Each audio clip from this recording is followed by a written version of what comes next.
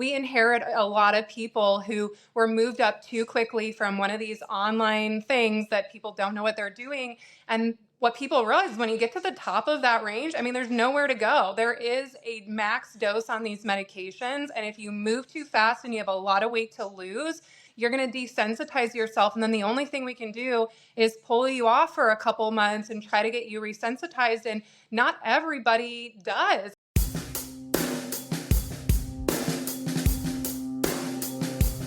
This is MedSpa Mayhem, the podcast all about the chaotic world of medical aesthetics.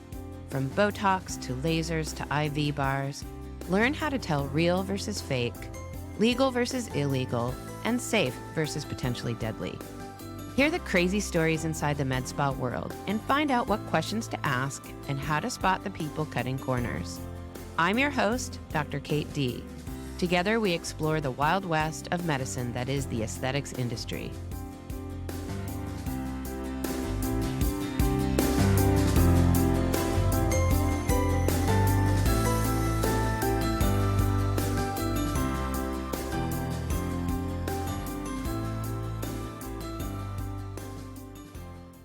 Hi, this is Dr. Kate D, and I'm here today talking with Ashley Millhiser. Ashley is a naturopath in Arizona. She has the med spa with 2 locations. She originally went to undergrad at UC Davis, got her degree in exercise physiology, and then ended up at the Southwest College of Naturopathic Medicine, graduating in 2018. And she is the owner of Real Results Medical and Aesthetics. And we have done several episodes about weight loss with the GLP-1 agonists. And you can go back and look at those episodes. They're kind of interesting. But now we've had so many people who've lost weight on these drugs and are asking about like what happens long term. How do they maintain it? How do they stay fit? And we're going to talk about, okay, so I lost weight on GLP-1s. What next? So Ashley, thanks so much for coming to talk to us about this today. Thank you so much for having me. This is a topic I'm super passionate about, so I'm really excited to be here. So tell me a little bit about how you got into the weight loss biz and how that got started and how long you've been doing it. Yeah, so I mean, really, we're a full medical, full aesthetics business, and we offer so many things. And weight loss and weight management is really just one component about it. As a naturopathic doctor, I've seen firsthand just how powerful it can be when we provide the body optimal conditions, the basic fundamentals of health, and then sort of get out of the way. And when patients who are, suffering with excess weight gain and comorbid conditions that come along with that shed those pounds, it not only makes my job easier, but I'm also able to help get them off other medications. They have better energy, more Mm-hmm. confidence, better sex life, just all around total change, which for me is a win every time. So I've been doing just general naturopathy or a variety of different things within that since 2018. And weight loss has really always, in one way or another, been hand in hand, or, general lifestyle recommendations have come hand in hand with that. Yeah, I know firsthand that losing the weight, at least for me, has been life-changing. I mean, I just have more energy and I'm able to do more exercise and I'm more fit and like my back pain, I'm a tiny tad older than you. And, I've had back pain for a few years. That went away. So it's pretty amazing once you've gotten that far. We have a lot of patients who are kind of in the middle of their journey, and I'm sure some people who haven't even thought about it. But we're starting to have a lot more people who are just managing this long term, right? Like they lost the weight and now they're looking at one, how to keep it off, how to stay fit, what does it look like long term? So can we talk a little bit about that? I know we're kind of skipping over how you do your practice, but we know there are so many people across the country now who are managing weight loss programs. So so first of all, let's just talk about the drugs themselves. So once you've lost weight on a GLP-1 agonist, do you feel that everybody or most people or a few people need to be on it long term? And what do you tell people about that, and what kind of cadence? Sure. So, in general, there is no cookie cutter approach to health, right? Yeah. Everything is super individual. So, you are going to have some people who will lose weight rapidly, some people who will lose weight slower, some people who have better success, some people who, maybe need it more long term, some people who just genuinely feel better on it more long term, and then others who don't need that. I'm a big Mhm. proponent of really trying to only give the body what it needs and not any more than that, right? And Yeah. so if people are using these medications and the ease of the situation that it puts them in to create some of those diet and lifestyle changes that maybe they've had a harder time with, and they really maximize those changes, I find that they really don't necessarily need to be on it, long term. There are some situations where I'm seeing people's inflammation and things like that do really well on more long term microdosing. But again, that's going to be so situational. And so oftentimes what happens is we work through the process with patients. They get to kind of their end goal, and we have a bit of a discussion about how they feel, whether they feel ready to kind of make that transition. A lot of times I'm a fan of a wean off instead of just yanking people off, right? These medications have, one, curbed appetite and cravings.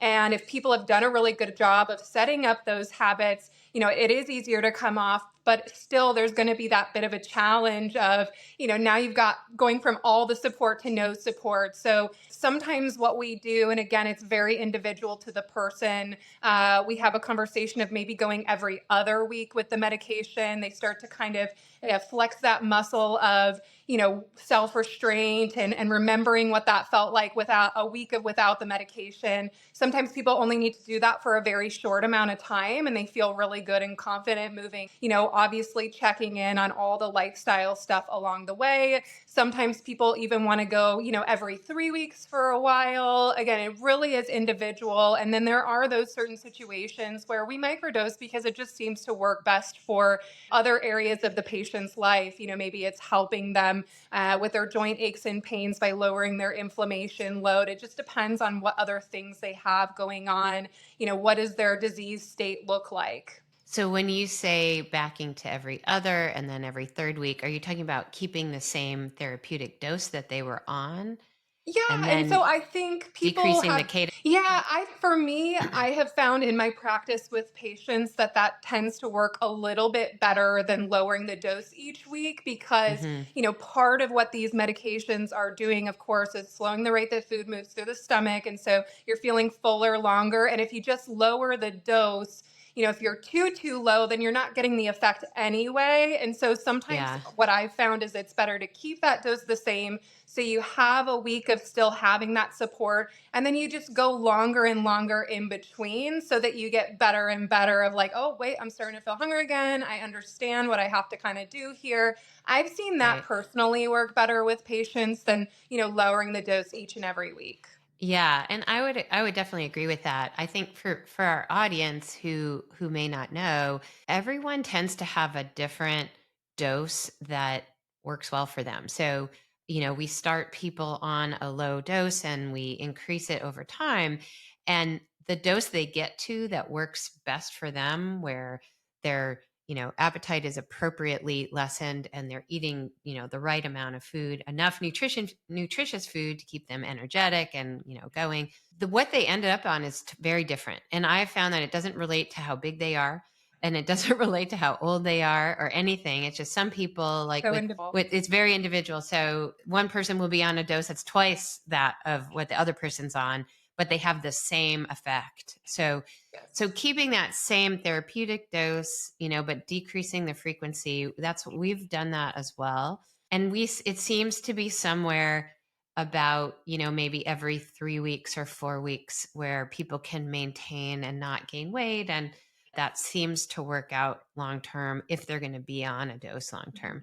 People have asked me about, should I cut the dose in half? And we haven't really tried that. I don't know if you've tried that, but I don't think that is going to be as effective as decreasing the cadence of the shots? Yeah. We did Even shots. try that kind of earlier on with working with these medications, as I was kind of figuring out like what is going to be the best system for my patients.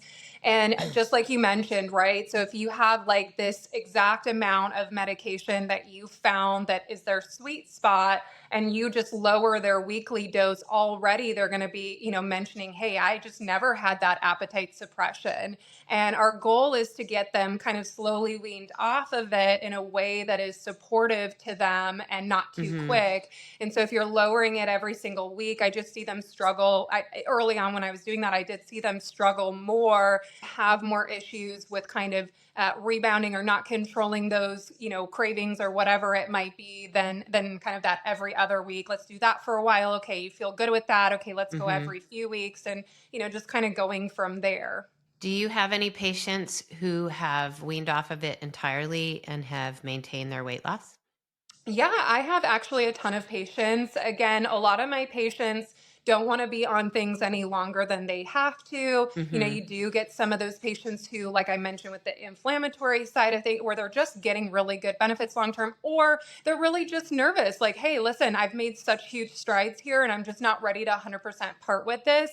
But I would say a grand majority of my patients actually, if they're doing the appropriate things, have lost the weight, come off, maintained the appropriate lifestyle stuff, and done really well after. And we're really, really big about, making sure we're optimizing the person as a whole so that they Hmm. are wholly supported in their weight loss journey, like looking at their labs, how's your hormones, how's your thyroid, all of these things are going to play into it so that you are really set up to be functioning optimally when you come off of it, right? And I've seen people do really great and not rebound back, lost 50, 100, more pounds on it, and come off and still maintained, a grand majority of that weight loss. So, what does all of the support look like? So, let's talk about diet and nutrition a little bit. How do you counsel your patients on diet and nutrition long term? Yeah, so of course, the first and foremost thing is getting people eating whole foods, right? So many people got into the position that they were by the convenience foods, not having,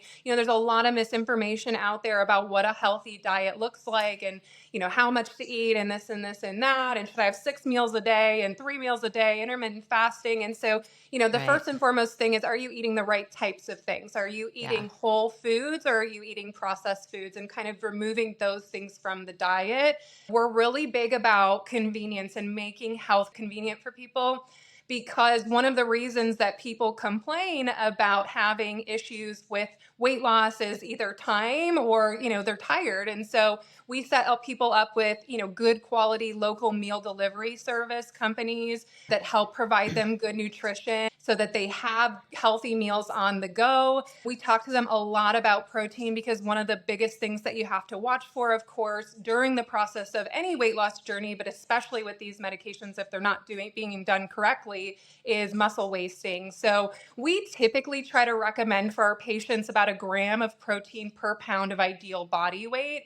Now, sometimes that can be really hard to achieve, especially That's one, if you're high. not used to focusing on protein, and two, if you're taking these medications that are really curbing your appetite. And so I always tell patients, listen, if you are focused on that and shooting for that and you're getting close to that, you're not going to have room for all of that junk and that extra stuff. And you're going to be feeding your body with the amino acids necessary to help, build and maintain that muscle in this process. Yeah, and I would say a gram, I mean, that's hard to do, even just for, without being on those drugs. I've heard formulas anywhere like usually point 0.7, grams per pound of body weight or whatever. Do ideal body weight. So, for Yeah. example, if you Okay. come Okay. in So and not what their you're actual body 140 weight is. pounds, yeah, and you want to be, Yeah. 110, or I'm just throwing numbers out there, Yeah. then your goal is to shoot for 110 grams of protein, right? Yeah. So, again, I set people up in the beginning saying, look, you might not get there We're going to right make away. right? Right. But small strides will make it there. And if that's your intention, then you're just going to be so much more successful in, getting closer to that. Yeah. Yeah. I mean, I would say that's ideal. I mean, I think to prevent wasting for like a 150-pound person, which is in medicine, we often talk about the average 150-pound person. I say person, but honestly, it was always men back in med school. But yeah, so it would be at least 60 to 80 grams just to prevent muscle wasting. But Mhm. that's not, that's just like minimum to not start wasting away. The reason that protein is so important is that we take our energy from our muscles. When we run out of glucose in the bloodstream and the glycogen stores in our liver are used up, the body starts breaking down the muscles to keep going. And so if you don't have enough glycogen stores and glucose in your bloodstream and you're not maintaining your protein, then you're going to take your muscles out. So really important to have enough protein, really important to do strength training, ideally twice a week. So maybe we could talk about exercise as well. What do you counsel your patients for exercise? Yeah, so I find a lot of patients when they are wanting to lose weight, they think of, running, walking, cardiovascular related activity, which is great for the cardiovascular system and super important, but those are very catabolic, meaning like they break down tissue type activities. And so again, there's a time and a place for that, but really making sure that we're building in some strength training. I tell people definitely, a lot of it is meeting them where they're at, right? Some people might be starting from zero. And so I'm not going to say, get out there and do 3, 4 times a week right away. But, maybe, okay, can you commit to once a week, to start? And then we work up from Mm-hmm. there. But really focusing on muscle building activities so that we can preserve as much muscle as possible. And then going back to that whole convenience thing, we're really big about setting people up with a team of people to help them feel supported. So we network with a lot of personal trainers in the area who do both in-person and online programs. So I'm always offering that to patients because, a lot of people, they just don't have the motivation to get there. And I find that when someone's holding them accountable, they're so much more likely to show up. I'm always like, you showed up today for this appointment because Yeah. you were on my schedule. You weren't leaving it to your own devices. So, how do we do that in the other areas of your life to help you better achieve your goals? Yeah, I think that's really great advice. And if you do love to do cardio, one thing to keep in mind is that, as I said, like once you run out of the glycogen stores in your liver to keep going, you start breaking down muscle. And that happens somewhere around 40, 45 minutes. So when you do cardio for more than that amount of time, you're actually breaking down muscle, unless you're eating something while you go, right? Unless you're eating that goo stuff or whatever, you're going to break down muscle to finish out that hour on that Peloton class or whatever it is you're doing. So ideally, if you're going to do cardio, frequently, right? Keep it to, 30 to 40 minutes if you're going to do that like every day or whatever, if that's your favorite thing to do. Yeah. In order to not lose your muscle. I always think also doing a set of sprints. I always say once a week because it's easier to remember that way. Once every 7 to 10 days is like ideal, where you like go all out just for, a short period of time, like a high intensity interval thing. But Yes. it doesn't have to be like a whole hour. It could be, 15 minutes of that is fantastic. But that Yeah, is I was really going to great say too. that hit training in short bursts is actually my preference. That 12 to 15 mark, I think, is a great sweet spot for people to not overly burn themselves out, Yeah. really feel good afterwards. And, in some situations, you're actually like maybe burning even more fat doing that than, jumping on these long-term steady state cardios. Where Hmm. just like you said, we're actually switching more into burning up muscle than fat. And so you're almost kind of going in the wrong direction of your goals there. Yeah, exactly. I think it's very hard to get people to conform their exercise schedule to like what I think as their doctor and their to recommend. But my ideal schedule is right. So strength training twice a week, although like separated enough time so your muscles can repair after you strength train. Because ideally you're pushing to your maximum, right? So you're doing to failure, right? Mhm. And so then your muscle has to recover, but twice a week. And then around once a week, do that sprints, that high intensity interval training. And then the other days, do 30 to 40 minutes of low intensity, whatever it is. That's kind of what I counsel people, but not that I think that people necessarily go and do that once I tell people that, like maybe some do. Yeah. I do think that the hardest thing is changing your habits. But I also think that with these medications, when people are really, their bodies are changing and it feels so great and semi miraculous, really like, oh my God, like I can do this. I couldn't do that before. I feel like it's the absolute best time to change your habits because your body's changing and your mentality is changing and your ability to imagine a different life, a different daily routine, a different norm is more, I think it's more available because these drugs really help change your mindset, you know? I 100%. yeah. People will say that their food chatter goes away, but Hmm. I think a lot of the preoccupation of your habits, the things I want to do this, I want to do that, I want to do that tends to quiet. And I don't know if you've noticed that or if people have little less anxiety. I know for sure they're drinking less, they're less compelled to do the things, whatever vices they really love to do, they're less compelled to do them, and it's a really great time to change your lifestyle. Have you noticed that yeah, Absolutely. Yeah. I mean, it definitely does make this, you have the whole spectrum of people, and you do have the people who come in and they are looking for the quick fix. And we're having the constant conversations about how right. important it is to make those changes. And, sometimes they just never do. And it's really kind of a bummer because they have so much opportunity here. But, there are really a good majority of people who are doing this to make a huge change in their life. And they're seeing that it's easier, and it's exciting to be a part of that journey with them and to watch them just, kind of blossom in those ways. Yeah. So besides the kind of lifestyle changes, I think if I recall, we both have the same muscle building device, right? The Emsculpt Neo. Yeah. So have you used that in either at the same time as the weight loss program or once people have lost weight to build muscle up? How does that fit into your recommendations? Yeah, so we use Emsculpt Neo all the time, obviously in weight loss and in rehabilitation in all kinds of ways. It's such a cool device for people who don't really know about it. It uses two different types of, technology at the same time, radio frequency heat to help rupture fat cells. So you do get a little bit of a fat loss component. It's really great when you treat the abdomen with this. You can also make a difference on the visceral fat too, which is, really the harder to treat fat that's padding the organs. And then at the same time, it's also using a concentrated MRI like stimulation technology called HiFem that will help you contract up to 100% of the muscle fibers we're targeting.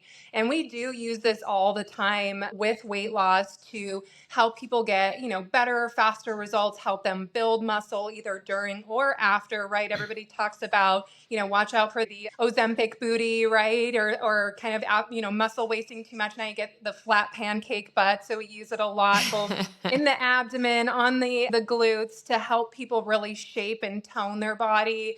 Sometimes we get patients who have gained weight because maybe they got injured and they can't get in the gym in the same way. And this device can be really helpful at helping get that muscle building action going when maybe there are some limitations there physically as well. Yeah, we have found it to be super helpful in all those ways as well.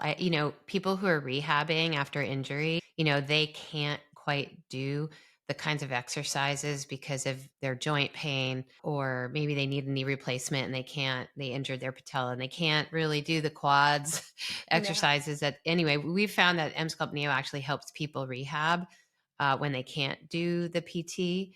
And then, yeah, for people who are building muscle back up after losing weight or during, it helps at the same time. It's an interesting thing to do separately because when you do it at the same time, especially with the GLP-1s and you're losing weight on that, it is very nice to see how that affects your fat without Hmm. combining it because then you don't know what came from what sometimes. Right. But I definitely think that it's super helpful to like build it back that strength, especially towards the end of the treatment, maybe. Yeah, We tend to absolutely. time it closer towards the end. Yeah.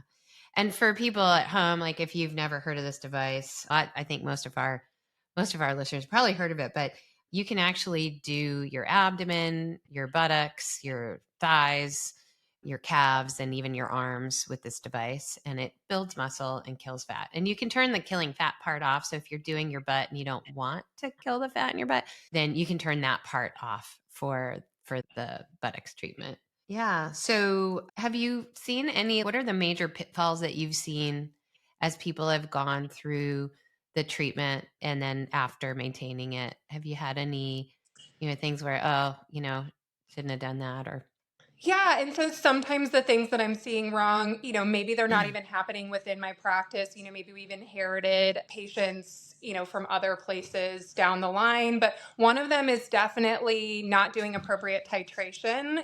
People thinking, moving Mhm. too quickly, Too quickly muscle is yeah. wasting. Yeah, and people need to understand that your muscle is one of the main things that sets your metabolism. So if you're not paying attention to that or your provider is not paying attention to that, they are doing an extreme disservice. We measure people on a machine called the InBody, which measures like your muscle mass, your water weight, your body fat distribution of all of those things so that we can be really cognizant of where that weight is coming from. And I know Mhm. it took off like a craze, this weight loss thing, which is amazing. But then there's people just doing it online. Yeah. They're just going based off a number on a scale. And what I've seen in practice is people will come in and be a little disheartened because their scale didn't move a lot. But when we get them on the InBody, it's like, wait, we saw a really great result here. You might not have lost weight per se, but you gained muscle and lost fat, which is more Mhm. important. So, kind of the long and the short of that is moving too quickly on it and not focusing on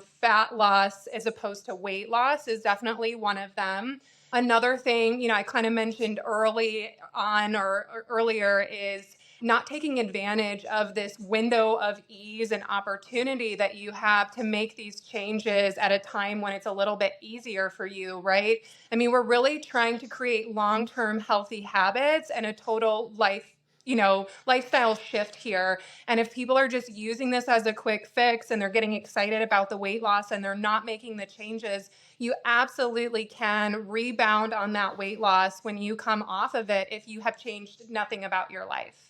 Mhm. So those are probably some of the bigger things that I've seen. There's a lot of things that can happen and go wrong with muscle wasting. And so I just can't stress enough that how important it is to Yeah. really be watching that. And more is not better with these medications. Losing weight faster is not the answer, even though we all want to lose it like yesterday. Patience really wins the race. Yeah, wholeheartedly agree with that. Definitely the things I've seen and honestly the ERs I've seen are people who are brought up on their dose way too fast. Hmm. And they end up especially on semaglutide, people end up with nausea and vomiting and sometimes go to the ER because their dose is just it just went up way too fast. And having some patience because it will work, it will come off, but having some patience and doing it in a really safe healthy way. I think also having a real clinician helping you through that journey is so important. We just saw, I don't know if you watched the Super Bowl, I'm not a big football person, but I did watch the Super Bowl and mostly for the ads, but there were two ads for online weight loss programs. And I've had a couple patients who've shown me what those apps look like. And you Hmm. really get no helper advice from a human. And I really I just think that that's really hard because each week, you may have some side effects, you may not. You may lose weight too quickly or too slowly. You may need nutrition advice. You may need to, have support again, like with hormones and other things. And it's so important to have a clinician managing that and helping you through that. I actually had a patient recently who said, "You know what? This online thing is much cheaper, so I'm not actually coming back to you guys anymore.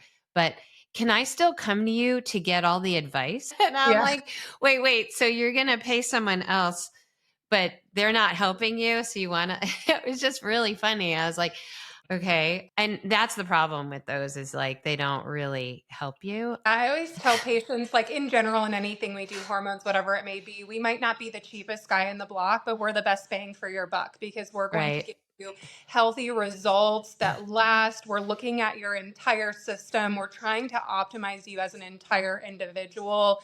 And yeah, going with the cheapest option. I mean, I've just seen so many things go wrong with that. In addition to all of what you mentioned with the side effects and the muscle wasting with titrating too quickly, we inherit a lot of people who were moved up too quickly from one of these online things that people don't know what they're doing. And what people realize is when you get to the top of that range, I mean, there's nowhere to go. There is a max dose on these medications. And if you move too fast and you have a lot of weight to lose, you're going to desensitize yourself. And then the only thing we can do is pull you off for a couple months and try to get you resensitized. And not everybody does. I mean, that's the unfortunate thing. I've Mm, seen people get there, still have another 20, 30, 40 pounds to lose.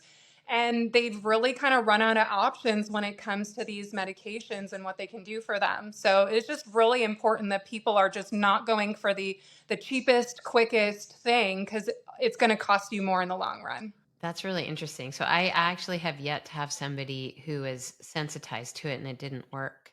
But you're Yeah. seeing that.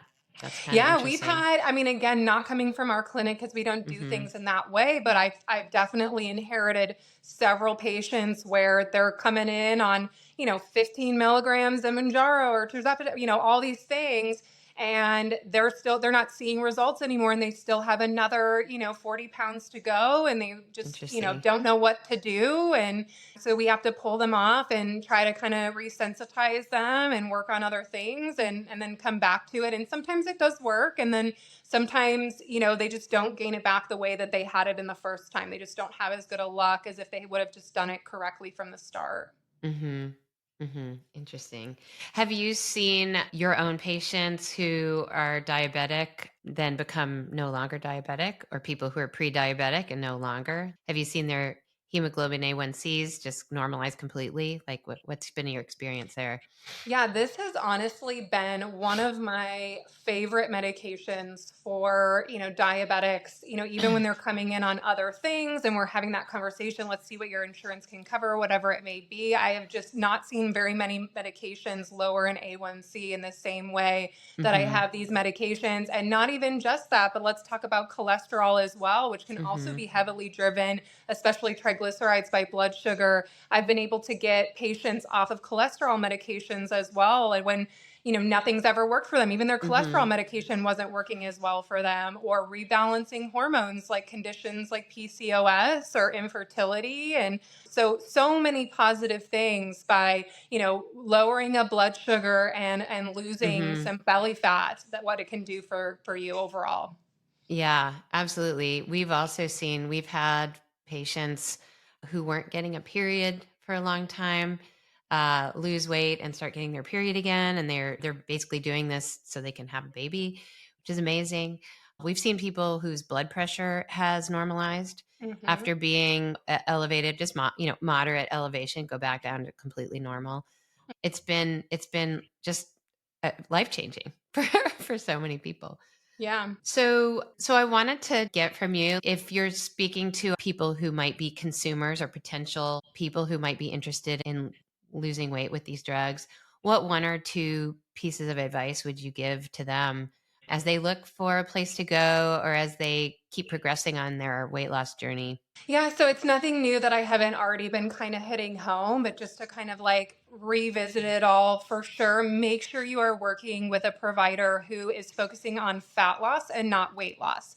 They need to be measuring some kind of a metric other than just your weight, because weight loss is not linear, especially when we Hmm. are exercising, trying to build muscle and all of those things. The best way for you to get long lasting results is to maintain as much muscle in the process and have a provider who really understands the ins and outs of these medications and what it means to optimize you overall, right? Hormones and everything. So you're really set up for success. And the second thing is, more is not better. Like I said before, everyone wants to lose weight fast, but fast results are not sustainable and they can be super damaging long term. So have some patience with it. And, it kind of ties into the provider's knowledge.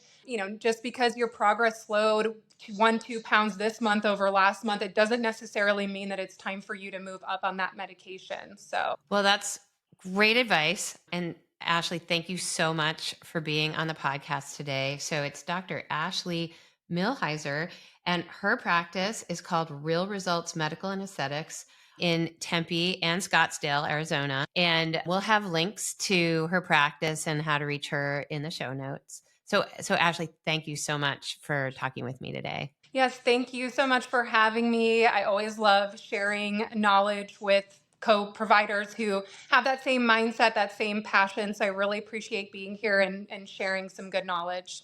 If you've learned something and like what we're doing, please tell your friends and give us a 5-star rating in your podcast app. If you have a question or a crazy story of your own you'd like to share, please send an email or voice recording to info@drkatedee.com. That's DRKATEDEE.com. Or reach us through the website MedSpaMayhem.com. And read the book. MedSpa Mayhem is available everywhere books are sold. Thanks for listening.